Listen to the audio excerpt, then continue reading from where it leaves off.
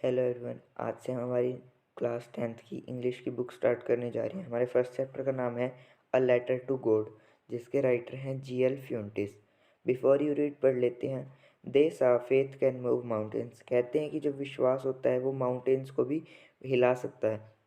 But what should we put our faith in, यानी कि हम हमारा विश्वास किस पे रखें, यही क्वेश्चन हमारा इस चैप्टर में बनता है। Lencho is a farmer who writes a letter to God when his crops are ruined। Lencho नाम का एक फार्मर होता है जो कि लेटर लिखता है किसको, गॉड को, जब उसकी जो है फसल सारी ख़राब हो जाती है। आस्किंग फॉर 100 पैसोज, यानी कि 100 पैसोज मांगता है गॉड से। Does Lencho's letter reach God. क्या लेंचो का जो लेटर है वो भगवान के पास पहुँचेगा। Does God send him the money. क्या भगवान उसको पैसे भेजेंगे। Think what your answers to be question would B.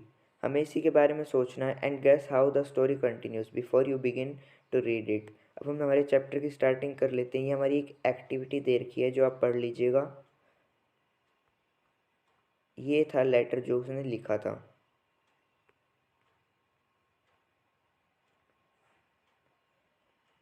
यहाँ से हमारे चैप्टर की स्टार्ट होती है। The house the only one in the entire valley, यानी कि एक जो हाउस, केवल एक ही घर जो कि पूरी वैली में एक ही था। Set on the crest of A low hill. Crest क्या होता है, एक हिल का जो टॉप होता है उसी के ऊपर वो सिचुएटेड था। From this height one could see the river.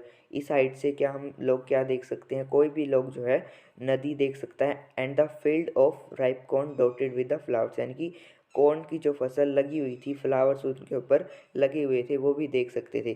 That always promised a good harvest, यानी कि उनको देख के लगता था कि अच्छी फसल जो होगी।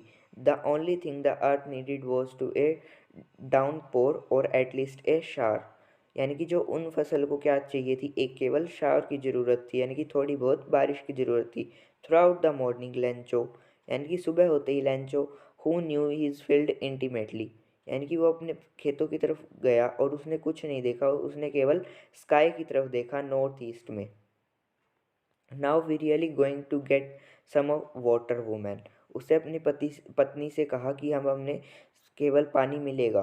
The women who was preparing supper replied. Supper होता है सुबह का खाना। वो जो खाना बना रही थी उसने रिप्लाई किया, येस गॉड विलिंग, यानी कि हाँ भगवान ने हमारी सुन ली। The older boys were working in the field, यानी कि जो लड़का थे उसके जो ओल्डर बॉयज़ थे, यानी कि जो बच्चे थे उसके, वो फील्ड में काम कर रहे थे। While the smaller ones are playing near the house, यानी कि और जो छोटे वाले थे वो खेल रहे थे कहाँ पे, घर के पास। Until the women called to them all, जब तक कि तब तक जो उनकी माँ है उनको बुलाती नहीं है।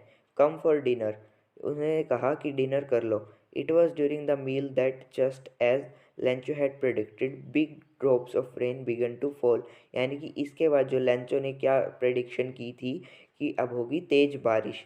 In the north east huge mountains of clouds could be seen approaching, यानी कि नॉर्थ ईस्ट की तरफ देखने पे एक बहुत बड़े पहाड़ की तरफ जो क्लाउड्स थे सीन दिख रहे थे आते हुए। द एयर वॉज फ्रेश, यानी कि हवा ताज़ी थी और स्वीट थी।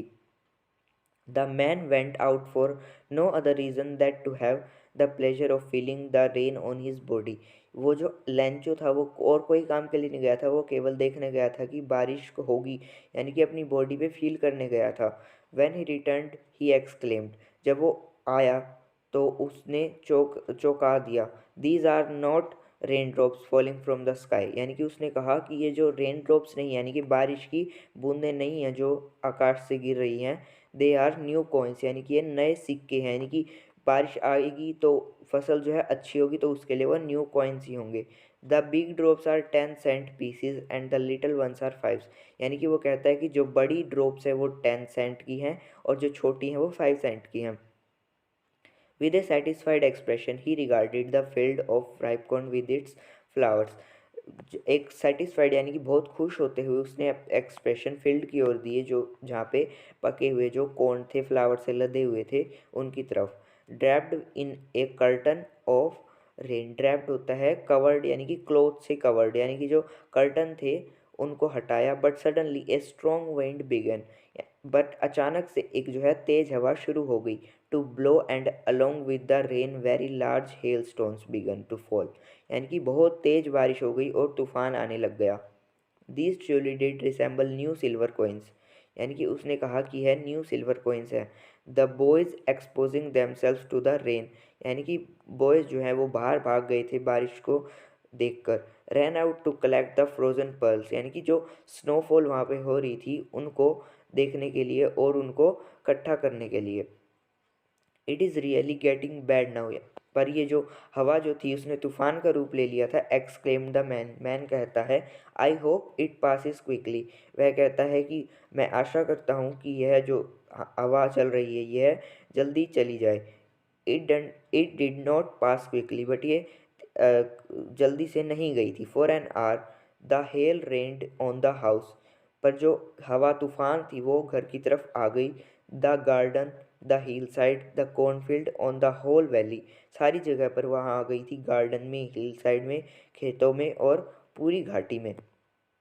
The field was white as if covered with salt, यानी कि जो रेनफॉल स्नोफॉल जो हो रहा था उससे जो है कॉर्न का फील्ड है पूरा कवर्ड हो गया था, यानी कि जैसे कि नमक की तरह कवर हो गया था।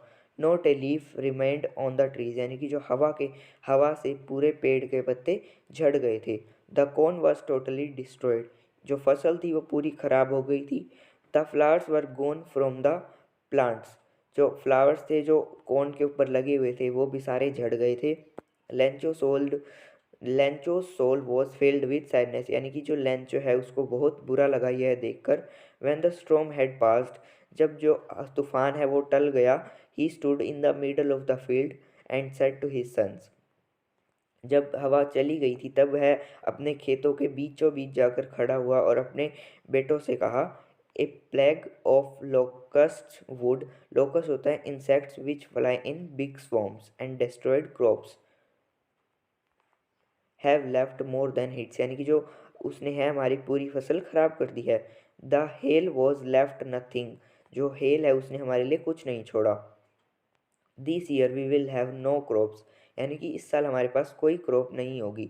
That night was a sorrowful one, यानी कि जो वो नाइट थी वो बहुत ही ख़राब रात थी उसके लिए। All our work for nothing, हमने जो भी काम किया वो केवल कुछ नहीं था, यानी कि उसके आगे हम ये कुछ भी नहीं बचा।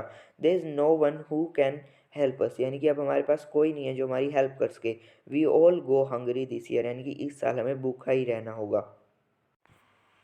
आज के लिए इतना ही, इससे आगे हम हमारी नेक्स्ट वीडियो में करेंगे। Thank you so much.